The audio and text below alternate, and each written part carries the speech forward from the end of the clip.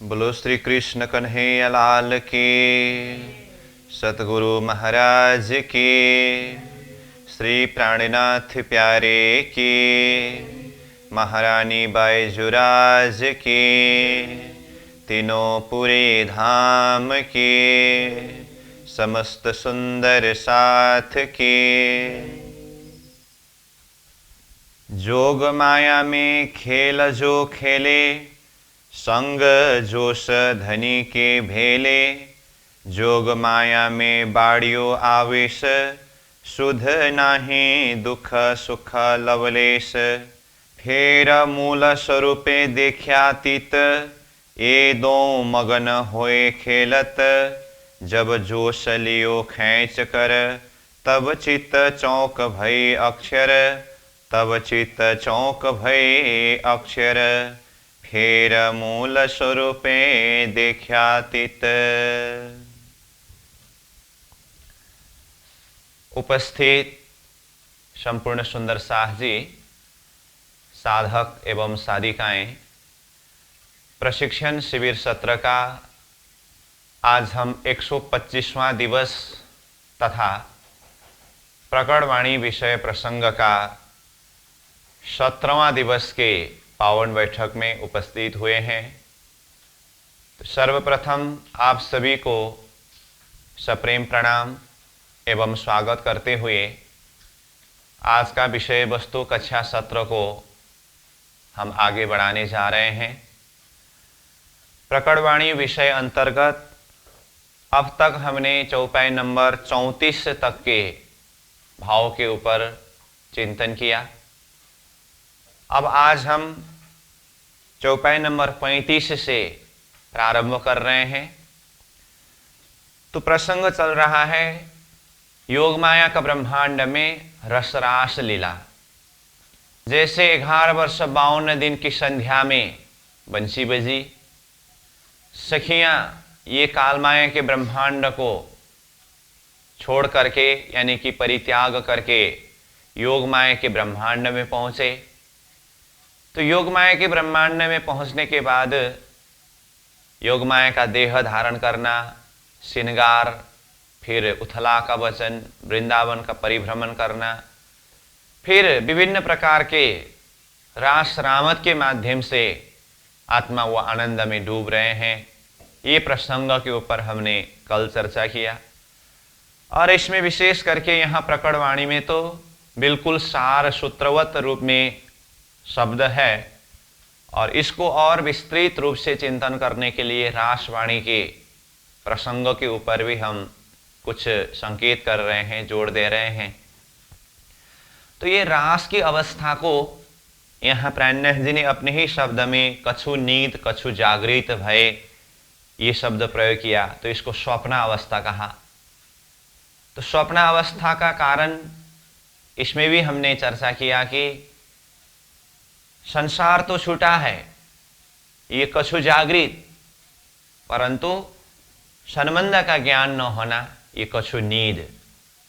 तो ये स्वप्न अवस्था है। इस तरह से रास का सुख लिया है और रास में रमन करते करते इतना अधिक आनंद बढ़ गया, आत्माओं के हृदय के अंदर अब दुख सुख का कोई ख्याल नहीं रहा। तो जैसे 34 नंबर चौपाई को फिर से एक बार देखें तो जोग माया में खेल जो खेले, संग जोश धनी के भेले। अक्षरातीत धनी जिनकी आवेश शक्ति योग माया के वृंदावन में श्री कृष्ण जी के स्वरूप में उपस्थित है और उनके साथ में हम आत्माओं ने अलग अलग प्रकार के रसरास का सुख का अनुभव किया और रास के अंदर भी जो लीला जाहिर हुई है उसके लिए भी कहा कि ये परम धाम की ही लीला एक अंश रूप में यहाँ पर जाहिर हो रही है, क्योंकि अक्षर ब्रह्म को इसी रास के माध्यम से परम धाम के अंदर की गुह्य लीला को परिचय देना है, अनुभव कराना है। तो वो रसरास के अंदर इतना अधिक आनंद बढ़कर के आया, तो जिसके लिए कहा जोग माया में बाड़ियों आवेश, जिसके कारण शुद्ध नाही दुख सुख लवलेश। आत्माओं को लवलेश यानी कि थोड़ा सा भी दुख सुख का कोई शुद्धि नहीं रहा। तो इस तरह से रास के अधिक से अधिक आनंद के विषय की बात हुई। यहां तक हमने कल चर्चा किया। अब आज जिस चौपाई से हम प्रारंभ कर रहे हैं 35 नंबर चौपाई, उसको पहले उच्चारण करें। तो कहा फेर मूल स्वरूपे देख्यातीत, ये दो मगन होए खेलत, जब जोश लियो खेच कर, तब चित्त चौंक भई अक्षर। शब्द आया फेर मूल स्वरूपे देख्यातीत। रास में इतना अधिक आनंद बढ़ रहा था, आत्माओं को दुख सुख का कोई शुद्धि नहीं रहा। तो उस समय में फिर से दोबारा मूल स्वरूपे, मूल स्वरूप मतलब परम धाम मूल मिलावा के बैठक में अक्षरातीत धामधनी जो मूल स्वरूप है उन्होंने देखा। तो देखा तो क्या देखा? ये दो मगन होए खेलत, ये दोनों मगन होकर के खेल रहे हैं। तो दोनों कौन कौन? अक्षर और सखियां। तो इस विषय में देखें, यहां पर शब्द आया फेर मूल स्वरूपे देख्यातीत करके। मूल स्वरूप ने देखा तो उसके लिए फेर शब्द प्रयोग हुआ। तो फेर शब्द प्रयोग होने का मतलब इससे पहले भी मूल स्वरूप ने देखा है। कोई भी कार्य पहली बार कर रहे हैं अथवा हो रहे हैं तो उसको फेर यानी कि फिर से शब्द प्रयोग नहीं होता है। फेर यानी कि फिर से, ये शब्द प्रयोग होने का मतलब यही कार्य इससे पहले भी हुआ था, पुनः यानी कि फिर दूसरी बार वही कार्य हो रहा है। इस अर्थ में फेर शब्द का प्रयोग किया जाता है।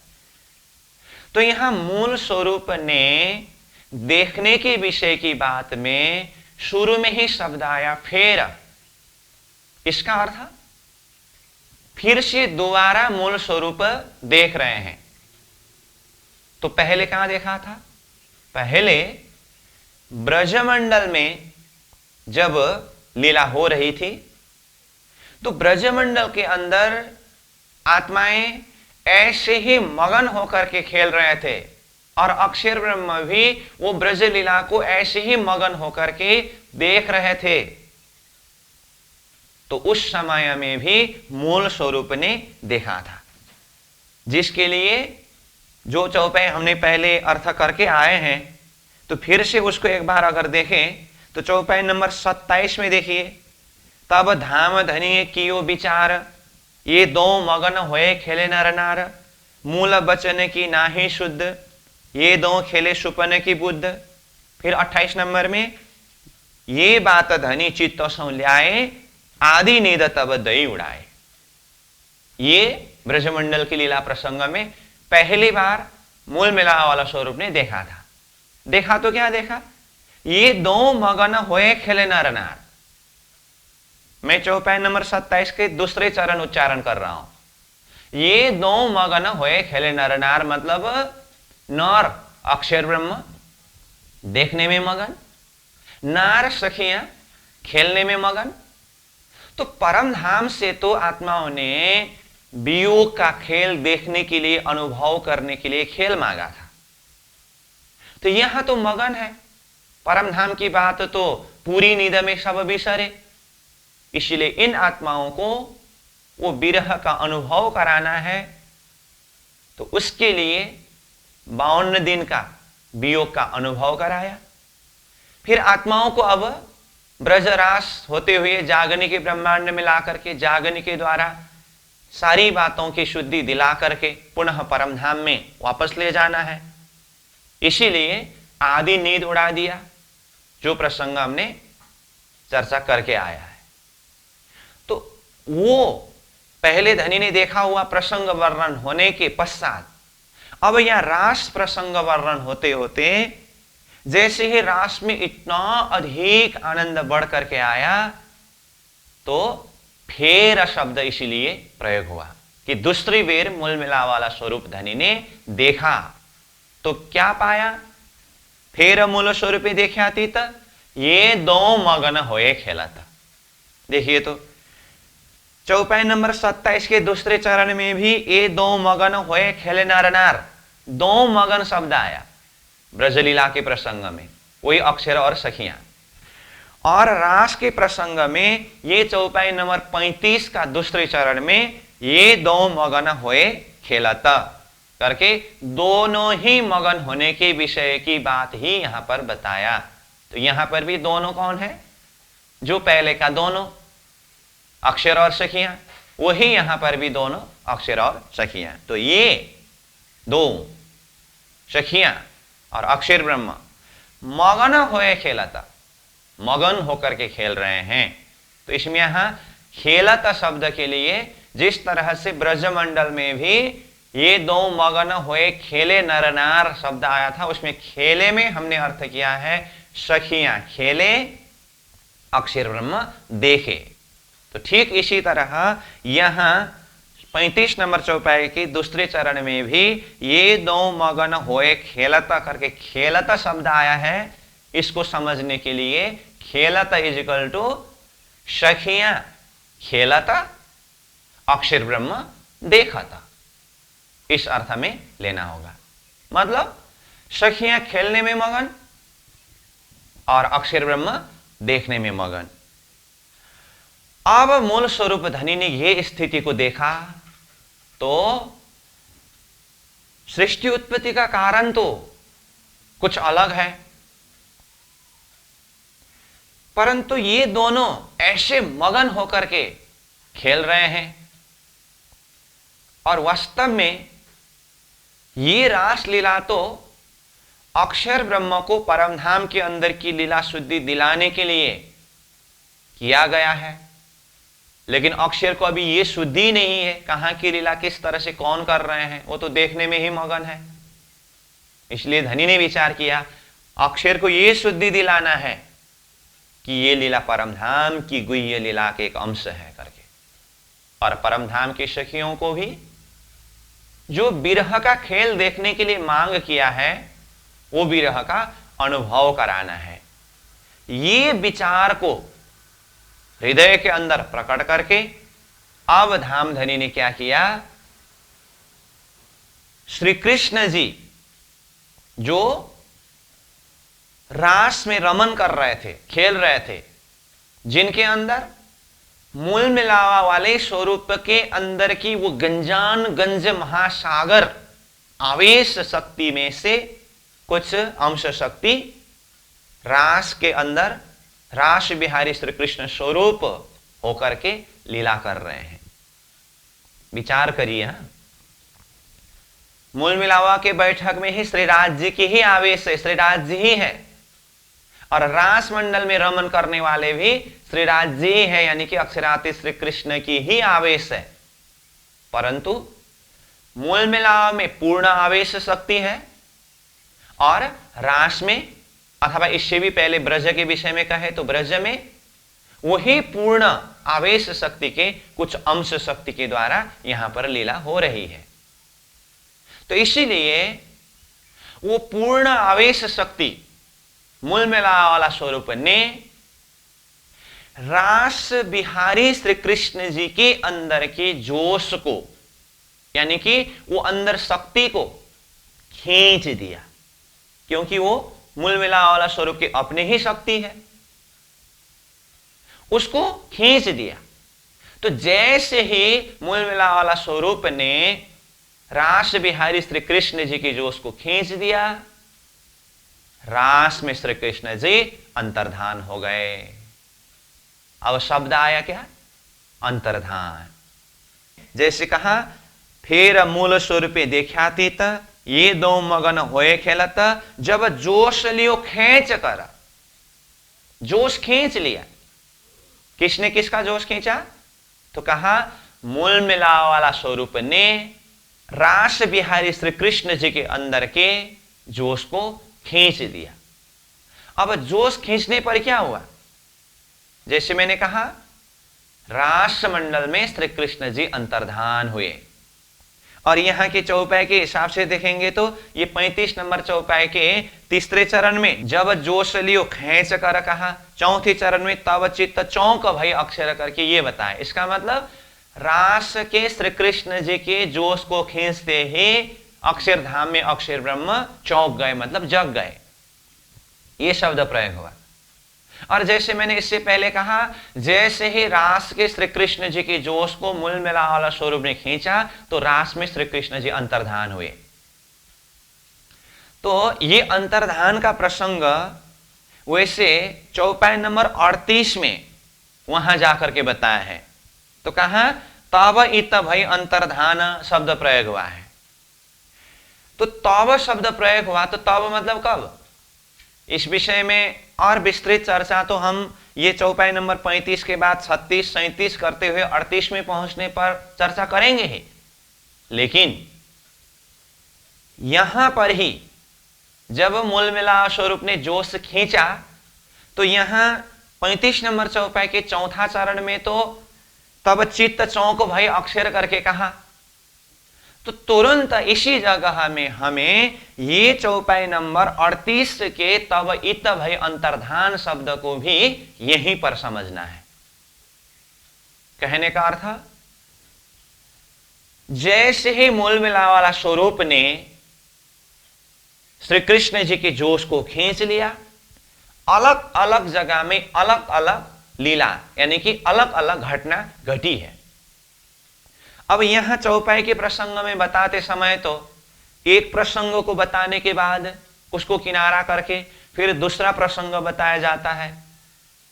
इसीलिए पहले अक्षर ब्रह्म जागृत होने का प्रसंग यहां आया, उसके पश्चात श्री कृष्ण जी अंतर्धान होने का प्रसंग आएगा, उसके पश्चात सखियों के द्वारा विरह करने की विषय की बात होगी, और फिर साथ में अक्षर ब्रह्म जागृत होने पर रास लीला को, फिर बाद में ब्रज लीला को अखंड करने का प्रसंग आता है। तो इस विषय में हमने पहले श्री कृष्ण जी की त्रिधा लीला विषय प्रसंग के ऊपर चर्चा करते हुए ये रास में श्री कृष्ण जी अंतर्धान प्रसंग को बहुत ही महत्वपूर्ण प्रसंग के रूप में चर्चा किया है, वर्णन किया है। उसी बात को अब मैं यहां चौपाई के आधार पर फिर से सार रूप में बताने जा रहा हूं।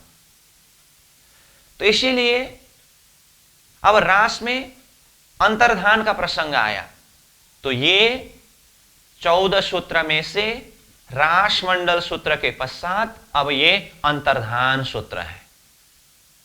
इसीलिए ये चौपाई नंबर 35 से अंतर्धान सूत्र प्रारंभ हुआ, रासमंडल सूत्र के बाद अंतर्धान सूत्र।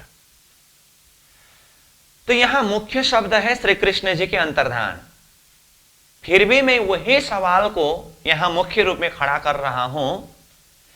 इसके अंदर बहुत विस्तृत प्रसंग है, चौपाई में बहुत ही सार रूप में है, और ये सारा प्रसंग को समेटने का एक ही सार बात सवाल है, रास में श्री कृष्ण जी अंतर्धान हुए, कहां कहां क्या क्या घटना घटी, क्यों अलग अलग स्थान में अलग अलग घटना घटी है। और उससे भी पहले हमें यह विचार करना है कि रास में श्री कृष्ण जी अंतर्धान हुए क्यों, इसके ऊपर भी चिंतन करना है। तो हम ये प्रकटवाणी के सूत्रवत शब्द और साथ में वाणी के अंदर रास ग्रंथ में स्वयं महामती प्राणनाथ जी ने इसी सूत्र का खुलासा करके जो व्याख्या किया है, उसके आधार पर हम इस प्रसंग के ऊपर कुछ चर्चा करेंगे। तो जैसे कि कहा, रास के आनंद में रमन करते करते आत्माओं के हृदय के अंदर वो आनंद, वो आवेश इतना बढ़ करके आया, आत्माओं को दुख सुख का कोई शुद्धि नहीं रही। तब मूल स्वरूप ने देखा, सखियां खेलने में मगन है, अक्षर देखने में मगन है, तो सखियों को भी विरह का अनुभव कराना है और अक्षर ब्रह्म को भी ये परमधाम की लीला है करके शुद्धि दिलानी है। उसके लिए जरूरत पड़ा रास से श्री कृष्ण जी को अंतर्धान कराना। ये मूल मिला वाला स्वरूप की ही योजना है। तो श्री कृष्ण जी को अंतर्धान कराने के लिए मूल मिला वाला स्वरूप ने ही वो जोश को खींच लिया। अब जोश से खींचने पर एक तरफ श्री कृष्ण जी अंतर्धान हुए, दूसरे तरफ अक्षरधाम में अक्षर ब्रह्म जग गए और अक्षर ने रास ब्रज को अखंड किया। ये सारी विषय प्रसंग आगे यहां चौपाई के शब्द के माध्यम से चर्चा तो करना है, परंतु ये जोश खींचते समय अथवा रास में श्री कृष्ण जी अंतर्धान होते समय यहां रास मंडल में क्या लीला चल रही थी, इसको भी हमें थोड़ा सा जानना होगा, समझना होगा, चिंतन करना होगा। तो इसके लिए जैसे कि मैंने कहा यहां पर तो सार रूप में है, वाणी में रास ग्रंथ में जो प्रसंग प्राणनाथ जी ने वर्णन किया है, मैं उसके आधार पर कुछ प्रसंगों को यहां जोड़ने जा रहा हूं। रास में अलग अलग प्रकार की रामत, अलग अलग प्रकार की लीला में आत्मा रमन करते करते आत्माएं इतने मदमस्त है और स्वयं श्री कृष्ण जी भी आत्माओं को पूर्ण आनंद प्रदान करने के लिए विभिन्न प्रकार के रामत के माध्यम से सुख दे रहे हैं, आनंद दे रहे हैं। और ये सुख आनंद देते हुए श्री कृष्ण जी स्वयं सखियों को ये भी कह रहे हैं कि हे सखियां, ये रसरास के माध्यम से हमने बहुत ही आनंद का अनुभव किया, फिर भी अब भी हृदय अंतस्करण के अंदर कोई अधूरी इच्छा हो तो बताओ, मैं वो सब पूरी कर देता हूं। तो तब सखियों के हृदय के अंदर एक चाहना, एक उमंग बढ़ करके आया। वो क्या था? ब्रजमंडल में होते समय जब श्री कृष्ण जी के साथ में 52 दिन तक अलग होकर के रहना पड़ा, सखियों को असह्य दुख हुआ। जो बात हमने पहले भी चर्चा करके आए, जैसे ही 52 दिन की संध्या में बंसी बजी, बंसी के नाद पर अपने अपने नाम सुनने के पश्चात सखियां ये संसार को गौपद वत्स तुल्य मान करके, छोड़ करके, परित्याग करके रसरास के अंदर प्रवेश कर ही रहे थे। तो उस समय में सखियों के अंतर हृदय में एक चाह, एक इच्छा क्या थी? जाकर के सीधा श्री कृष्ण जी के चरण स्पर्श करेंगे, चरण में लिपटेंगे और अब तक की ये विरह जो है, हृदय का दर्द जो है, इसको शांत करेंगे, ये चाहना थी। परंतु जैसे ही सखियां वृंदावन के अंदर प्रवेश करने ही वाले थे, श्री कृष्ण जी ने बीच में रास्ता रोक लिया। जो हमने कल चर्चा किया उथला का प्रसंग, जिसके कारण सखियों के अंदर की ये चाहना ऐसे ही रह गया। इसीलिए अभी सखियां श्री कृष्ण जी से अर्जी कर रहे हैं कि हे श्री कृष्ण जी, जब आपने बंशी बजाए थे तब हम दौड़ते हुए आते समय हमारे हृदय के अंदर ऐसी चाहना थी कि आपके चरण में आकर के लिपट जाऊं और अश्रुधारा से आपके चरण को धो करके अपने हृदय की जो एक दाज जलन को शांत करूं। परंतु जैसे ही हम वृंदावन के अंदर प्रवेश कर रहे थे तो आपने बीच में ही हमें रोक दिया, जिसके कारण हमारी वो इच्छा अभी भी अधूरी है। इसीलिए हम चाहते हैं आप वृंदावन के अंदर कदम के वृक्ष में राधा रानी को साथ में ले जा करके पुनः बंशीनाद करिए, जिस तरह से वो संध्या के समय में बंशीनाद किए थे। और हम यही वृंदावन के अलग अलग स्थानों में छुप करके रहेंगे और जैसे ही आप बंशीनाद करेंगे तो हम अलग अलग स्थानों से निकल करके दौड़ते हुए, भागते हुए आएंगे और आपके चरणों में लग करके वो जो पहले की इच्छा थी अधूरी, उसको भी पूर्ण करेंगे। इस तरह से सखियों ने श्री कृष्ण जी को कहा।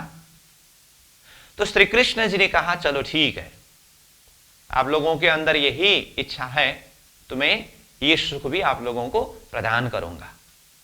तो सखियां वहां वृंदावन के ही अलग अलग स्थानों में छुपने के लिए गए और श्री कृष्ण जी राधा रानी को साथ में लेकर के कदम के वृक्ष की तरफ आगे बढ़ने लगे। अब जाते हुए कदम के वृक्ष में पहुंचने से थोड़े पहले ही राधा रानी श्री कृष्ण जी से कहने लगे कि हे श्री कृष्ण जी, मैं तो ये रसरास के अंदर नाचते खेलते दौड़ते भागते थकित हो गया हूं। अब मैं अपने पांव के अपने कदम के बल से चल करके कदम के वृक्ष तक जा नहीं सकता। अब एक कदम भी चलने का मेरे पास हिम्मत नहीं है।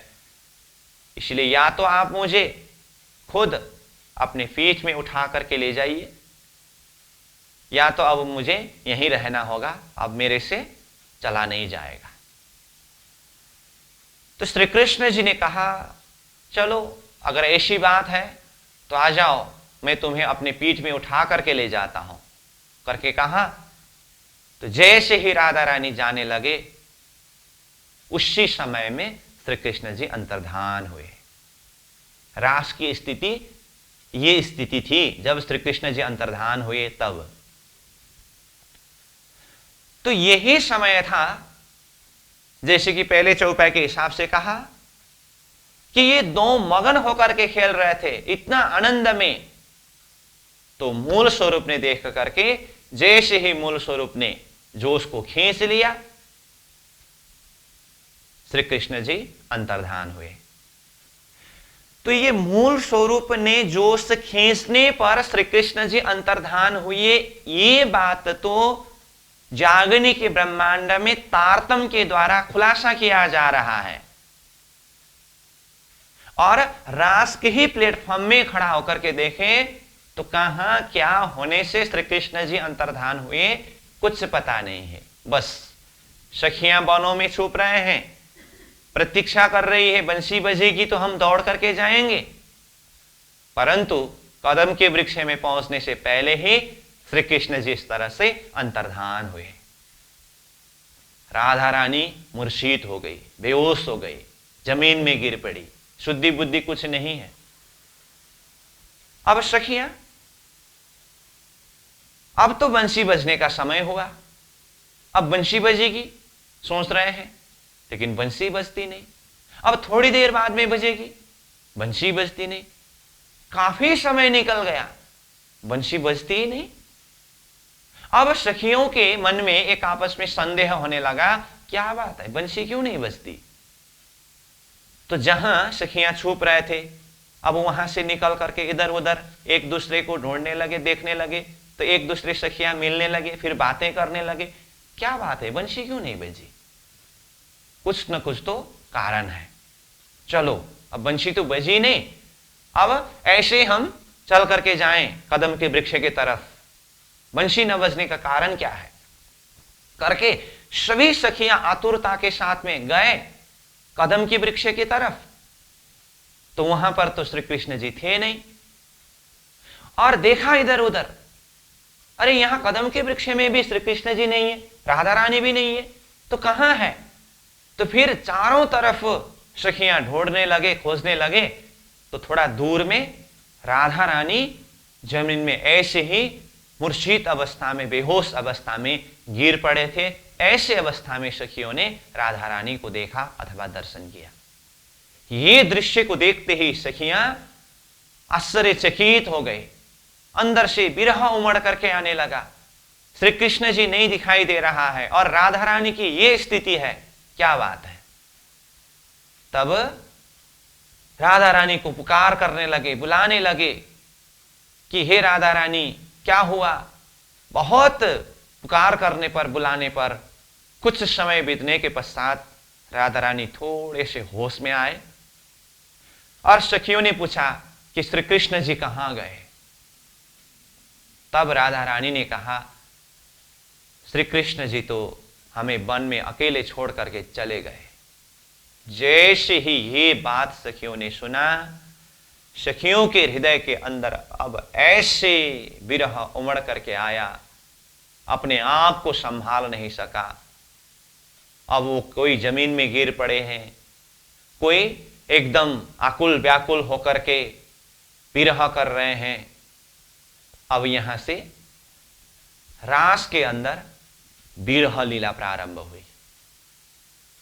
तो कहने का अर्थ, जब मूल स्वरूप ने जोश खींचा, रास में श्री कृष्ण जी अंतर्धान हुए। अब श्री कृष्ण जी अंतर्धान होने के बाद रास मंडल में अगर देखें तो सखियां पूरी तरह से विरह करने लगे। तो ये प्रसंग भी वर्णन करेंगे। और दूसरी तरफ जैसे ही रास में श्री कृष्ण जी अंतर्धान हुए, अक्षरधाम में अक्षर ब्रह्म जो अब तक एक स्वप्न देखने की तरह ये रास की सारी लीला को दर्शन कर रहे थे, आनंद ले रहे थे, उसी में मगन थे। इधर जैसे ही श्री कृष्ण जी अंतर्धान हुए, अक्षरधाम में अक्षर ब्रह्म भी जागृत हो गए। तो ये दोनों घटना एक साथ में हुई है। दोनों घटना मतलब जैसे ही मूल स्वरूप ने श्री कृष्ण जी के जोश खींचा, श्री कृष्ण जी अंतर्धान हुए, श्री कृष्ण जी अंतर्धान होना और उधर अक्षरधाम में अक्षर ब्रह्म जागृत होना एक साथ में है। और इधर अक्षर के द्वारा रासलीला ब्रजलीला को अखंड करना एक तरफ ये हो रही है, और इधर सखियां विरह कर रहे हैं, अब आगे अनुकरण लीला करते हैं, ये सारा एक तरफ हो रही है। दोनों एक साथ में है। लेकिन अभी यहां चौपाई में बताते समय और इसको हम खुलासा करके बताते समय तो एक प्रसंग को समेट करके ही दूसरा प्रसंग को चर्चा करना होता है ना। तो इसीलिए यहां श्री कृष्ण जी के जोश खींचने के पश्चात पहले अक्षर ब्रह्म जागृत होने के प्रसंग के ऊपर चर्चा किया है।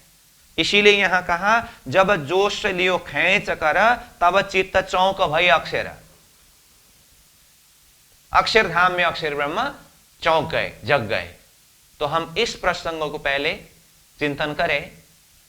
तो अब तक अक्षर ब्रह्म जैसे कि कहा, स्वप्न देखने की तरह रास के सुखों को बिल्कुल आनंद के साथ में देख रहे थे। उन्होंने अपने आप को भी भूल बैठे थे, रास के सुख में इतना तन्मय होकर के, तद्रूप होकर के डूब रहे थे। जैसे ही अक्षर ब्रह्म जग गए,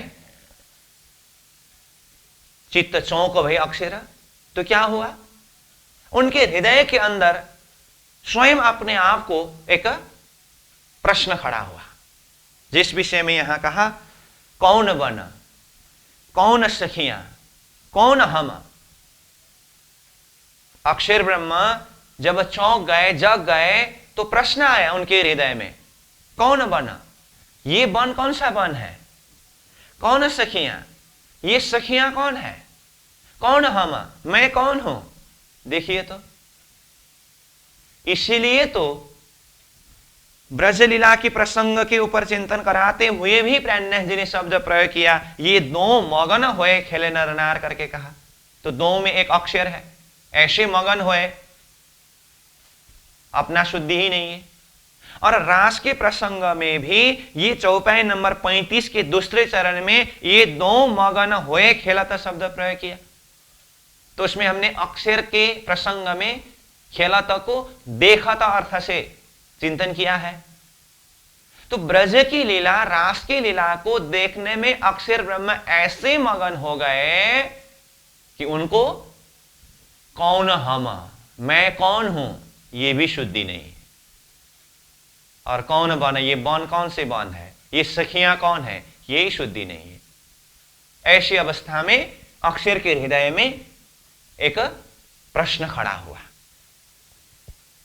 ठीक है, कब की बात है ये, जब रास में श्री कृष्ण जी अंतर्धान हुए, अक्षरधाम में अक्षर ब्रह्म जागृत हुए, तो जगते ही अक्षर के अंदर ये सवाल खड़ा हुआ कि कौन बन, कौन सखियां, कौन हम। अब यहां पर शब्द प्रयोग हुआ, तब चित्त चौंक भई अक्षर। इसको हमने कहा अक्षरधाम में अक्षर ब्रह्म जग गए। लेकिन इसमें भी थोड़ा सा विचार करें। अक्षर ब्रह्म जग गए शब्द तो हमने प्रयोग किया, लेकिन अक्षर को जगाते समय थोड़ा होश में जगाना पड़ेगा। क्यों? ये नारायणी सृष्टि किसके सपने आके हैं? अक्षर के सपने आके हैं। अगर अक्षर ब्रह्म को पूरी तरह से जगा दें तो फिर नारायणी सृष्टि पूरी तरह से उठ जाता है, नारायणी सृष्टि ही नहीं रहेगा। जैसे कि हम सोए हैं, सपना देख रहे हैं, वो सपना कब तक रहेगा? जब तक हम नींद के अंदर है, पूरी तरह से नहीं जगे हैं, तब तक सपना रहता है। अगर ये जागृत की शरीर पूरी तरह से होश में आ जाए फिर सपना नहीं रहता है। तो यहां अक्षर ब्रह्म जग गए शब्द तो प्रयोग किया, लेकिन अक्षर को जगाना भी है, परंतु पूरी तरह से होश में आकर के जागृत हुआ ऐसा भी नहीं, क्योंकि ये जो नारायण सृष्टि अक्षर का सपना है वो सपना भी नहीं टूटा है। ऐसी अवस्था में जागृत हो गए। तो इसको हम कैसे समझें? इसके लिए मैं उदाहरण के द्वारा बताता हूं। उदाहरण मतलब जो घटना अपने में ही प्रैक्टिकल घटा हुआ रहता है। सदा सर्वदा ऐसा नहीं होता है, लेकिन मुझे विश्वास है किसी के भी जीवन में एक बार भी भले से ये स्थिति अनुभव किया होना चाहिए। कैसा? नींद में है तो जागृत का कुछ पता ही नहीं चलता है, जागृत में आ गए तो फिर नींद यानी कि सपना कुछ रहता ही नहीं है। ये तो ज्यादातः ऐसा ही होता है, लेकिन कभी कदाच ऐसी स्थिति होती है अपने में ही, जो मैं बता रहा हूं, ध्यान से सुनिए। सोया है, नींद में है, सपना भी देख रहा है, और सपना देखते देखते थोड़ा सा नींद खुल गया, लेकिन पूरी तरह से नींद नहीं खुला है। उस सपना जो है, सपना भी कंटिन्यू दिखाई दे रहा है, आंख बंद है, सपना एकदम कंटिन्यू हो रहा है, लेकिन थोड़ा कुछ जागृत भी हुआ है। और वो जागृत होने के कारण पास में कोई व्यक्ति जो जागृत में ही कुछ बातें कर रहे हैं, कुछ आवाज आ रहा है, तो ये भी सुन रहा है, आंख बंद है, लेकिन स्थिति कैसा है? जैसे कहा सपना भी देख रहे हैं, वो भी टूटा नहीं है, और जागृत की अवस्था में वो कोई कुछ बातें कर रहे हैं, वो भी कान में आवाज आ रहा है, और अपने को पता होता है उस समय में जागृत से आवाज आ रहा है, अब लगभग मेरा ये सपना यानी कि नींद टूटने वाला है, आंख खुलने वाला है, आंख खोलो जैसा ऐसा भी होता है, जागृत के साइंस को पता रहता है वो, लेकिन सपना भी इतनी अच्छी सपना है, उसको भी कंटिन्यू करना चाहते हैं वो। इसीलिए अगर मैं जग जाऊं तो इतनी सुंदर जो सपना है ये टूट जाएगा, ये भी पता होता है, इसीलिए वो सपना को टूटाना नहीं चाहता है, इसीलिए पूरी तरह से जगना नहीं चाहता है, इसलिए वो आंख नहीं खोलता है, आंख बंद करके ऐसी ही अवस्था में रहता है। ठीक है? और ऐसे करते करते अब थोड़ी देर में वो जागृत में जो आवाज लगा रहे थे, कुछ बातें कर रहे थे, ये लोग यहां से चल गए और थोड़ा सा माहौल शांत हुआ, तो फिर ये वही कंटिन्यू नींद में चला गया, और वही सपना कंटिन्यू, और फिर नींद कंटिन्यू। दूसरे दिन सुबह उठने के बाद अब वो जागृत में जो बातें करने वाले कुछ कुछ बातें करते हैं ना, वो पहले की बात रिपीट होता है ना, तब इसको पूरी तरह से मालूम होता है, हाँ मैंने ये बात पूरा सुना हूं, लेकिन मैं उस समय में सपना भी देख रहा था करके सपना का भी अनुभव इनके साथ में ज्यों का त्यों है। और जागृत में जो बात कर रहे थे वो जागृत के बाद भी इन्होंने पूरी तरह से सुना है। ये दोनों अवस्था को अनुभव किया होता है। हम ही ये अनुभव कर सकते हैं। और मैंने कहा सदा सर्वदा तो ऐसा नहीं होता है, परंतु जीवन में एक बार भी भले से ही, मुझे जहां तक लगता है हर किसी ने यह अनुभव किया है। हमने तो अनुभव किया है। ये मैंने उदाहरण के रूप में बताया हूं। क्यों? मूल मिला वाला स्वरूप ने रास रमन करने वाले श्री कृष्ण जी के जोश को खींच दिया। इधर श्री कृष्ण जी अंतर्धान हुए, उसी समय में इधर अक्षरधाम में अक्षर ब्रह्म जागृत हुए। तब चित्त चौंक भई अक्षर। तो ये चित्त चौंक भई अक्षर के जगह में ही मैं बोल रहा हूं, मतलब अक्षर ब्रह्म जग गए। तो जग गए मतलब पूरी तरह से अगर जगा देंगे तो कहां नारायणी सृष्टि। अभी रसरास के लिए हमने उसको कैसे अवस्था में रखा है? स्तब्ध करके रखा है। वो स्तब्ध सृष्टि ही उठ जाएगा। उसके बाद फिर रासलीला पूरी होने के बाद व्यवहारिक रास, फिर श्री कृष्ण जी की मथुरा द्वारिका लीला, फिर ये तीसरे ब्रह्मांड जागने की लीला कहां करेंगे? उसके लिए तो फिर से दूसरा ब्रह्मांड खड़ा करना पड़ेगा। नहीं, अक्षर के वही ब्रह्मांड के अंदर ही है वो। तो इसीलिए वो स्वप्निक ब्रह्मांड को टुटाना भी नहीं है और अक्षर ब्रह्म को जागृत में ला करके अब आगे ये रास ब्रज के अखंड प्रसंग को भी समझना है। इसीलिए अक्षर ब्रह्म जग गए, परंतु कैसी अवस्था में? स्वप्न भी निरंतर है और जागृत में थोड़ा कुछ होश में भी आया है, ऐसी अवस्था में। तो ये कैसे संभव होता है?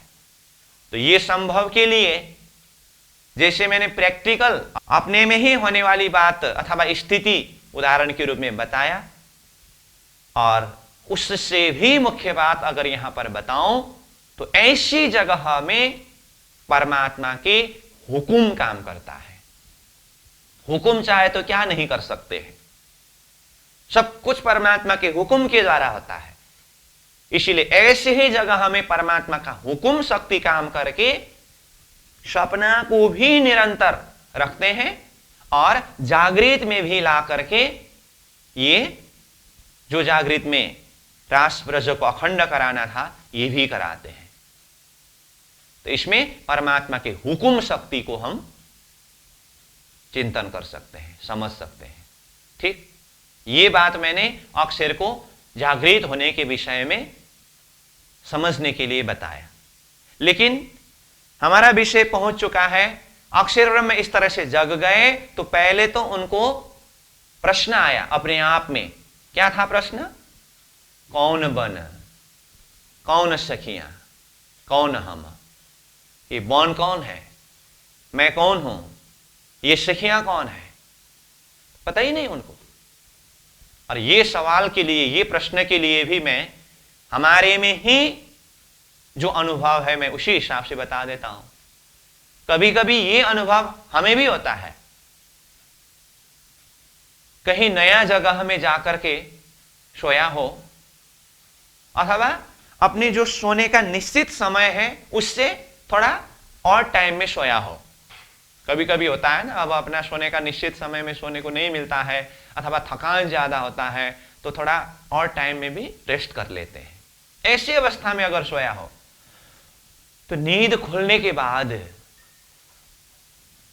कहां हूं मैं और समय क्या है, ये अब आगे क्या करना है, कुछ पता ही नहीं चलता है। उसके बाद बहुत सोचना पड़ता है मैं कहां हूं। तो सोचते सोचते सोचते सोचते अच्छा मैं तो इस जगह में आया हूं, हाँ वो इतना इतना करके मैं तो इस समय में सोया था। अब घड़ी देखने से अच्छा इतना बजा, नहीं तो 6 बजे का समय तो देखा, ये शाम का 6 है या सुबह का 6 है वो भी मालूम नहीं होता है। और याद करना पड़ता है मैं कब सोया था। तो बहुत दिमाग लगाने के बाद दिमाग एक्टिव होता है, उसके बाद ही मालूम होता है। ये अनुभव भी हमारे पास में है। तो हम ही ये अनुभव कर रहे हैं। तो अक्षर ब्रह्म ऐसी मगन होकर के ये लीला को दर्शन कर रहे थे, तो एक की बार श्री कृष्ण जी अंतर्धान हुए और चित्त चौंक गया। तो अक्षर को ये वन कौन सा वन है, मैं कौन हूं, ये सखियां कौन है करके एक प्रश्न अपने आप में खड़ा होना, ये कोई आश्चर्य की बात नहीं है। अब उसके बाद अक्षर ने चिंतन किया, विचार किया, अक्षर ब्रह्म जागृत हुआ, मतलब ये वन कौन है, सखियां कौन है, मैं कौन हूं करके एक विचार करने वाला, सोचने वाला, ये बुद्धि का काम है। मतलब उनकी बुद्धि जागृत हुई, तब ये बुद्धि ने पकड़ लिया, अच्छा मैं तो अक्षर ब्रह्म हूं, ओ ये वृंदावन और ये सखियां, अच्छा वही सखियां हैं जो मैंने परमधाम के अंदर श्रीराज जी के साथ में वो बहुत सारी सखियों को, आत्माओं को देखा था। और ये लीला वो परमधाम की गुह्य लीला है। अच्छा, इसका मतलब परमधाम के अंदर ऐसी गुह्य लीला होती है जो मैंने देखना चाहा था, दर्शन करना चाहा था। पूरा अक्षर ब्रह्म को ये शुद्धि हुई, तो पूरी तरह से पता चला, अच्छा मैं अक्षर ब्रह्म। आज सुबह अक्षरातीत का दर्शन करने के लिए जाते समय अनंत आत्माओं को देखा था, उसके बाद आकर के ऐसे ही भ्रमित अवस्था में रहते रहते अब मेरे ऊपर ऐसी नींद पड़ी थी, और ये सारी जो लीला मैंने अनुभव किया, दर्शन किया, अब अभी पता चला ये परमधाम की सखियों की लीला है, ये वृंदावन है।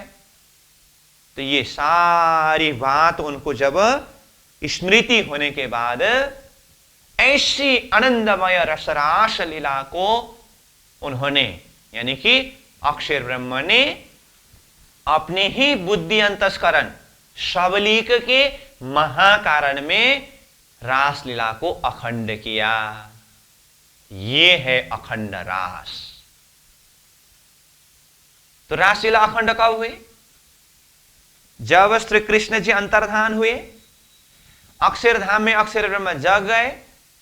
अक्षर ब्रह्म जग करके पहले तो ये बौन कौन है, ये सखियां कौन है, मैं कौन हूं, अपने आप में सवाल आया, और उनकी बुद्धि जागृत होकर के ये सारा विवेचन करने पर उनको पता चला ये परमधाम की सखियां हैं, ये वृंदावन है, मैं अक्षर ब्रह्म हूं। और ये परमधाम की लीला रसरास के माध्यम से इस तरह से जाहिर हुई है। ये पता चलने के बाद ऐसी आनंदमय रासलीला को अक्षर ब्रह्म ने अपने बुद्धि अंतस्करण सबली के महाकारण में अखंड किया। इसी का नाम है अखंड रास। ठीक है। अब यहां चौपाई में तुरंत रासलीला अखंड प्रसंग वर्णन किया है। उसके बाद ब्रजलीला अखंड का प्रसंग चौपाई में थोड़ा बाद में आया है, लेकिन रास अखंड होते ही तुरंत ब्रजलीला भी अखंड हुई है। इसलिए हम पहले इसको कंसेप्ट क्लियर करेंगे, फिर चौपाई में कुछ पॉइंट, कुछ बात आगे पीछे आया हो, फिर भी उसको हम सीधा एक सोपानवत प्रक्रिया से अपने दिल दिमाग में बैठाएंगे। चौपाई को कवर करेंगे, लेकिन मैं उसको एक सिस्टम, एक प्रक्रिया बता रहा हूं। पहले रास अखंड हुआ, ठीक है ना यहां तक। अब रास अखंड होने के पश्चात अक्षर ब्रह्म ने फिर से चिंतन किया, अच्छा ये सखियां, ये योग माया के वृंदावन में रसरास में आने से पहले कहां पर थे? वो बुद्धि के द्वारा विवेचन किया, चिंतन किया। तो फिर रास में आने से पहले जो ब्रजमंडल में लीला हुई थी, जो अक्षर ने पहले ही देखा था, अक्षर ब्रह्म को पुनः वो स्मृति हुआ, और ब्रजमंडल के 11 वर्ष 52 दिन की सारी लीला पुनः स्मृति हुआ। अच्छा, ये ब्रज लीला भी यही परमधाम के सखियों ने इस तरह से किया है। इस ब्रज लीला को भी अब अक्षर ब्रह्म ने बुद्धि अंतस्करण यानी कि शबलीक के कारण में ये ब्रज लीला को भी अखंड किया। तो शबलीक का महाकारण में रासलीला अखंड हुई, और शबलीक का कारण में ब्रज लीला अखंड हुई। जिसे अखंड रास और अखंड ब्रज कहते हैं। अब ऐसी आनंदमय लीला देखते देखते बीच में चौंक गए हैं। अब अक्षर को पुनः ऐसा एक भाव प्रकट हुआ कि ऐसी आनंदमय लीला फिर से देखने को मिले तो करके वही लीला को पुनः निरंतर दर्शन करने की एक चाह अक्षर के अंदर प्रकट हुआ। उसके बाद धीरे से फिर अक्षर ब्रह्म की वो चित्त जो चौंक गया था, बुद्धि जागृत हुई थी, उसको फिर पहले की स्थिति में पहुंचा दिया। मतलब अक्षर ब्रह्म फिर नींद में चले गए। वो जैसे अवस्था में पहले वो दृश्य को देख रहे थे, मतलब रास की स्थिति को, वही अवस्था में पुनः देखने लगे, दर्शन करने लगे। तो यहां सार रूप में अगर बता दूं तो रास में श्री कृष्ण जी अंतर्धान हुए, अक्षरधाम में अक्षर ब्रह्म जागृत हुए, अक्षर ब्रह्म जागृत होकर के रास लीला और ब्रज लीला को अखंड किया। उसके पश्चात फिर अक्षर ब्रह्म अपनी स्थिति में चले गए। अब ये रास और ब्रज को अखंड करने वाले अक्षर की बुद्धि, इसी बुद्धि का नाम है जागृत बुद्धि। वाणी में जागृत बुद्धि शब्द बार बार आता है। यह जागृत बुद्धि है। रास में श्री कृष्ण जी अंतर्धान होते समय अक्षर ब्रह्म जग गए करके अक्षर जगने की बात आई ना, तो अक्षर जगने का मतलब अक्षर की बुद्धि जगना है। क्यों बुद्धि जगना? क्योंकि बुद्धि जग करके जिस बुद्धि ने रास और ब्रज को अखंड किया है, वही बुद्धि का नाम है जागृत बुद्धि, अक्षर की बुद्धि। ये जागृत बुद्धि का लोकेशन है। अब यही जागृत बुद्धि बाद में जब प्रसंग तीसरे ब्रह्मांड में ब्रह्मात्माओं के आगमन प्रसंग शुरू होगी, अभी तो हम दूसरे ब्रह्मांड रास लीला के प्रसंग के ऊपर चर्चा कर रहे हैं। ये प्रसंग पूरी होने के बाद पुनः तीसरे ब्रह्मांड में आत्माओं के आगमन के जो प्रसंग में सबसे पहले सुंदरबाई सखी श्री देवचंद्र जी महाराज स्वरूप में अवतरण होंगे, तो उनके अंदर पंचदैवत का जो प्रसंग चर्चा किया जाता है, उसमें से शास्त्र के हिसाब से जागृत बुद्धि का शक्ति करके बताया है। तो यही जागृत बुद्धि का शक्ति 28वें कलियुग में, कलियुग का 4660 वर्ष समय बीतने पर सतगुरु देवचंद्र जी महाराज के अंदर विराजमान होकर के प्रकट होंगे। यहां से भी इतना बता के रखा हो। और जब वो जागृत बुद्धि का प्रकट का प्रसंग, यानी कि सतगुरु देवचंद्र जी के प्रकट का प्रसंग आगे यही प्रकटवाणी के द्वारा ही चर्चा करेंगे, उस समय में इसको फिर से दोहराया जाएगा। मतलब कुल मिलाकर के सार बात यह है, जागृत बुद्धि का मूल लोकेशन रास में श्री कृष्ण जी अंतर्धान होते समय अक्षर ब्रह्म की जागृत बुद्धि, जिस बुद्धि ने रास और ब्रज को अखंड किया, यही जागृत बुद्धि है। इस तरह से रास और ब्रज को अखंड किया। अब इसी के साथ में संबंधित प्रसंगों को और किनारा लगा देता हूं मैं।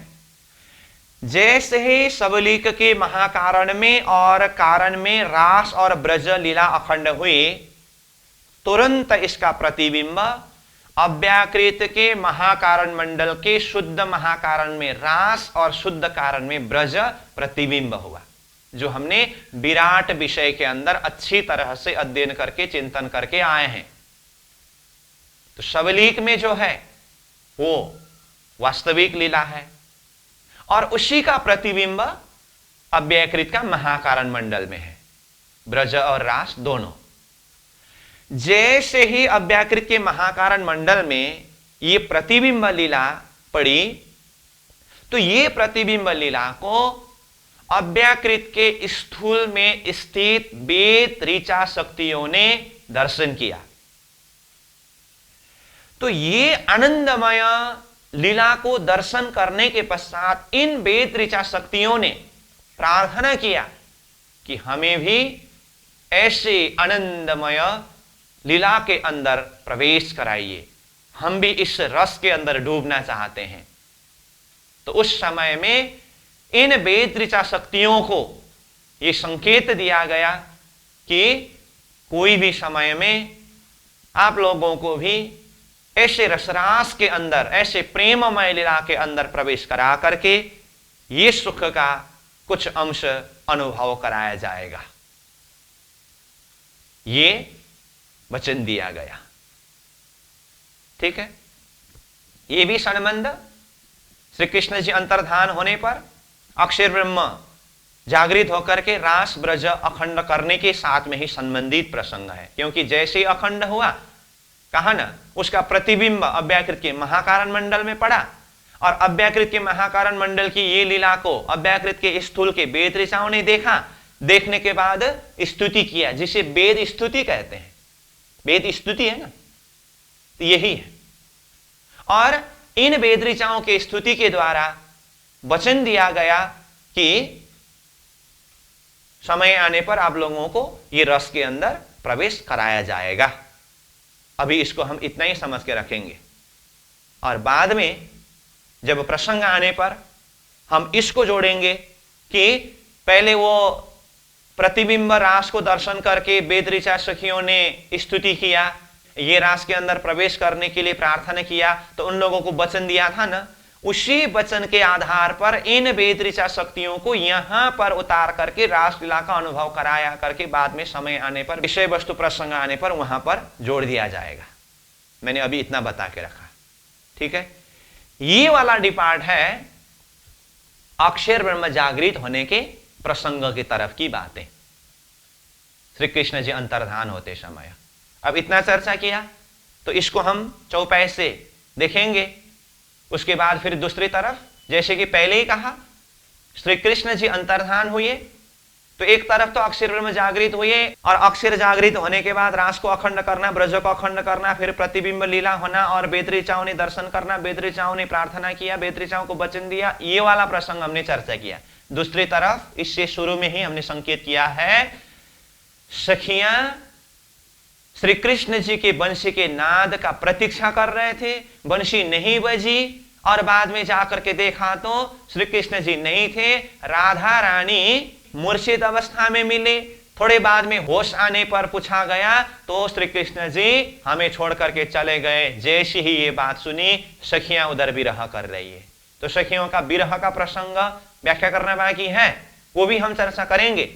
लेकिन अभी अक्षर ब्रह्म जागृत होकर के ये रास ब्रज अखंड करने की बात, ये प्रसंग जो हमने चर्चा किया, इसको अब चौपाई के द्वारा देखेंगे। ठीक है, तो इसके लिए पुनः मैं एक बार 35 नंबर चौपाई से ही दोहराना चाहता हूं। फेर मूल स्वरूपे देख्यातीत ये दो मगन होए खेलत, जब जोश लियो खेच कर, तब चित्त चौंक भई अक्षर। अक्षर देखने में मगन, सखियां खेलने में मगन, तो मूल मेला वाला स्वरूप ने देखा, तो ये स्थिति को देख करके रास खेलने वाले श्री कृष्ण जी के जोश को खींच दिया। तो उसी समय में अक्षरधाम में अक्षर ब्रह्म जागृत हो गए। यहां तक हमने समझा। अब 36 नंबर चौपाई में प्रवेश करें। जैसे ही अक्षर ब्रह्म जागृत हुए, तो जैसे ये शब्द पहले ही हमने उच्चारण किया है, फिर भी इसको समेट रहे अब सार रूप में। अक्षर के अंदर अपने आप को सवाल खड़ा हुआ, कौन बन? ये बन कौन सा बन है? कौन सखियां? ये सखियां कौन है? कौन हम? मैं कौन हूं? यो चौंक के फिरी आत्म, इस तरह से चौंक करके, जागृत होकर के अक्षर ब्रह्म की आत्मा यानी कि वो सुरता फिर गया। मतलब जो सुरता सपना के तरफ फिरा था, वो थोड़ा सा जागृत की अवस्था में फिर गया। अब रास आयो मिने जागृत बुद्ध, चूब रही हृदय में शुद्ध। देखिए, रास आयो मिने जागृत बुद्ध शब्द प्रयोग किया, मतलब जागृत बुद्ध शब्द यहां आया, जिसके लिए हमने पहले ही कहा जागृत बुद्ध मतलब अक्षर ब्रह्म जागृत होने का मतलब अक्षर की बुद्धि जागृत होना। जिस बुद्धि ने विवेचन करके मैं अक्षर ब्रह्म हूं, ये सखियां परमधाम की सखियां हैं, ये लीला परमधाम की लीला है, ये वृंदावन में लीला हो रही है, ये जान लिया। ये बुद्धि जगने के बाद तो जान लिया ना, इस तरह से ये जागृत बुद्धि ने रास को अखंड किया, तुरंत फिर ब्रज को भी अखंड किया। तो उसी को कहा रास आयोमिने जागृत बुद्ध, बुद्धि में ये रास अखंड हुआ। रास की प्रसंग चल रही है यहां, ब्रज भी अखंड हुआ है, वो चौपाई बाद में वर्णन करेंगे।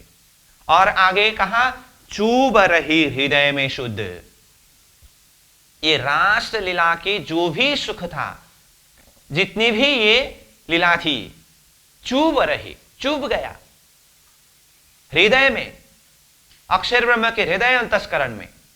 तो यहां हृदय शब्द आया, हृदय मतलब हृदय अंतस्करण, और हृदय अंतस्करण का भी निश्चित जगह को देखें तो जैसे हमने पहले ही कहा, शबलिक यानी कि अक्षर ब्रह्म के बुद्धि अंतस्करण के महाकारण स्थान, वहां पर ये रास लीला अखंड हुई है। इसी बात को लालदास जी महाराज ने वितक ग्रंथ में भी बताया है। कर चेतन बुद्ध फिरे मन शब्द प्रयोग किया है। कर चेतन, चेतन किया, चेतन मतलब अखंड, रास को अखंड किया। कहां? बुद्ध, बुद्धि में। कर चेतन बुद्ध, अखंड किया बुद्धि में, किसको? रास को और ब्रज को भी। तो बुद्धि मतलब सबलिक। तो बार बार हम बोल रहे हैं महाकारण में रास, कारण में ब्रज, और आगे कहा फिरे मन, रास और ब्रज को अखंड करने के बाद फिर मन पहले के जैसे ही सपना में फिर गया। ये मैंने वित्त के चौपाई को जोड़ दिया। तो यहां बताया रास आयोमिने जागृत बुद्ध चूब रही हृदय में शुद्ध, एकदम शुद्धि के साथ में, पूरा होश में ये लीला चुभ गया, यानी कि अखंड हुआ। आगे कई सुख रास में खेले रंग, सूर हृदय में भयो अभंग। वही रास अखंड को और जोड़ देकर के बता रहे हैं। इससे पहले रास के अंदर कई सुख, रास में खेले रंग, कई प्रकार के सुख रास में, रंग मतलब आनंदमय, ये लीला जो खेला, जो अनुभव किया, सो हृदय में भयो अभंग, सो वो संपूर्ण लीला अक्षर ब्रह्म के हृदय में अभंग हुआ। अभंग मतलब अखंड, जो अब कभी भी भंग नहीं होने वाला, कभी भी खंडित नहीं होने वाला। इस तरह से अभंग यानी कि अखंड हुआ, चुभ रहे हृदय में शुद्ध। या विध रास भयो अखंड, देखिए तो स्पष्ट शब्द में प्राणनाथ जी ने स्वयं कहा, या विध, इस प्रकार से रास भयो अखंड, रास लीला अखंड हुई। थीर चर जोग माया को ब्रह्मांड, योग माया के ब्रह्मांड में थीर चार जो कुछ भी था वो सारा का सारा अखंड हुआ। ऐसी बात नहीं कि सखियां और श्री कृष्ण जी के बीच में जितनी लीला हुई वो लीला ही अखंड हुई, ऐसी बात नहीं है। योग माया के ब्रह्मांड के अंदर थीर चर जो कुछ भी था वो वस्तु सामग्री सहित संपूर्ण लीला अखंड हुआ। इसीलिए कहा थीर चर जोग माया को ब्रह्मांड। इस तरह ये रास अखंड की बात आई। ये हुआ चौपाई नंबर 37 तक में अक्षर ब्रह्म जागृत होकर के रास अखंड होने की बात।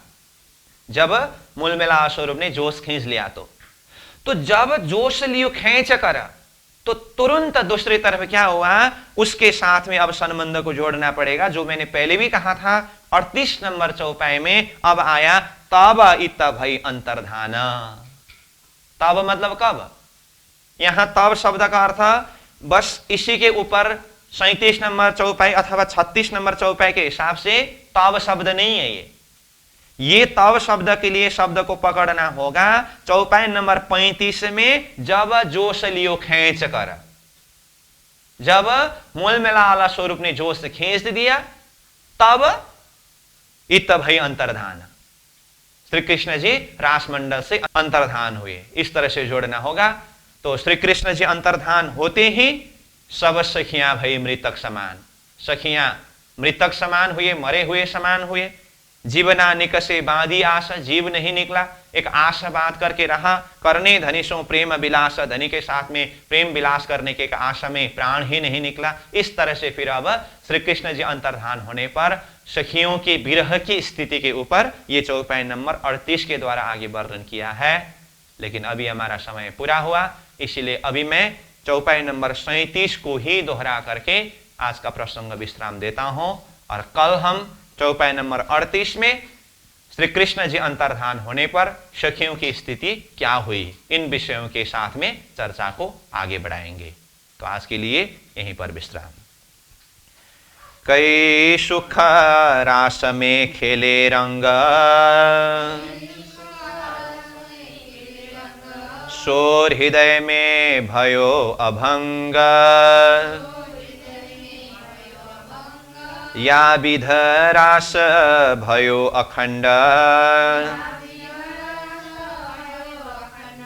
थीर चर जोग माया को ब्रह्मांड, थीर चर जोग माया को ब्रह्मांड।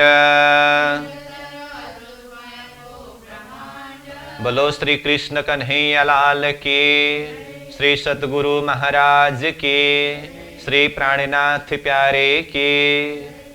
प्रणाम।